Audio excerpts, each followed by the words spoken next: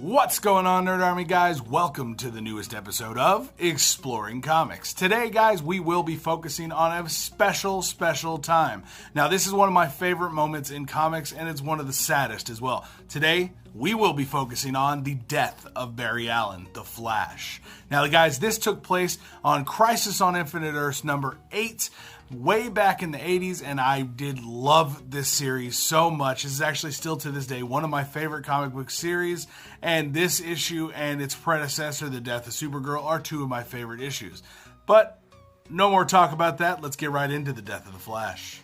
Now, what was going on is Barry Allen had actually been captured and put under the control of the Anti-Monitor. And while under the control of the Anti-Monitor, his powers were drained substantially. Eventually, Barry would be able to get free. Barry knew he had to act very quickly because his powers were still draining and he could feel the antimatter itself draining his powers as he was standing there. So he started running.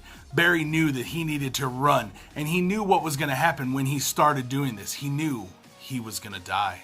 Now, Barry, being a scientist, realized that the antimatter cannon is obviously full of antimatter, so he knew that a positive matter burst would be enough to destroy the cannon. So what Barry does is he starts running to try to create enough positive energy against the antimatter cannon. He began to run in the reverse of the cyclone that was in front of him, trying to reverse the polarity and stop this cannon, destroy it, before the Anti-Monitor can use the cannon to reset everything.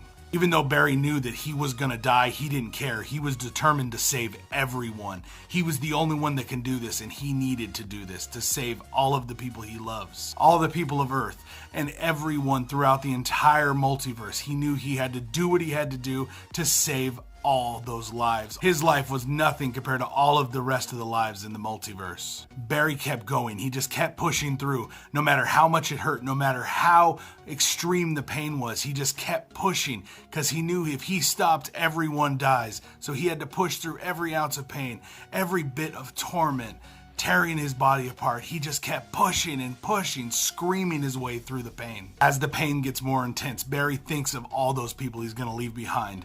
Iris, all of his friends, his family, his parents. No matter what, as he screams out in pain, he pushes through it and just pushes and goes faster and faster and faster.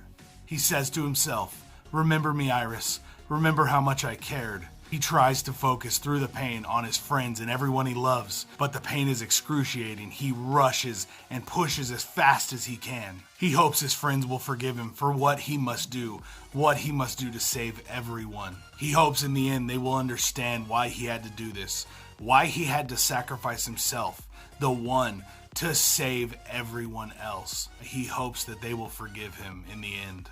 Just then, the Anti-Monitor felt a disturbance and knew that someone was messing with his antimatter cannon. He felt it, and he knew it was the Flash.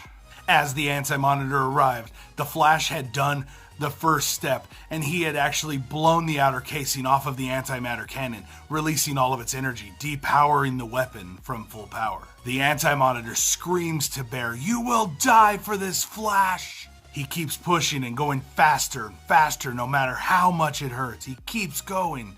And then Barry's going so fast, he literally opens a rift in the Speed Force and he starts to see people. First he sees Wally, and it's a younger Wally. It's Wally from the past. He sees Wally in front of him, and Wally calls out to him, "Flash?"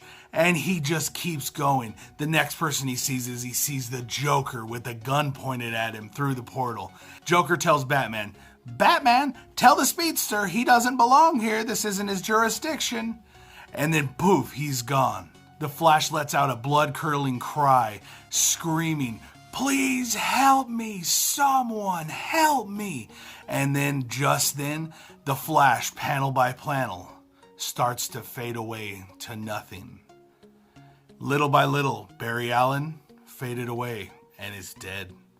But guys, the death of the Flash is one of the most iconic moments in comics, in my opinion. I love the death of the Flash. It is one of my favorite issues. I actually have it mint condition, and I have a signed copy of this issue. I love it so much, guys.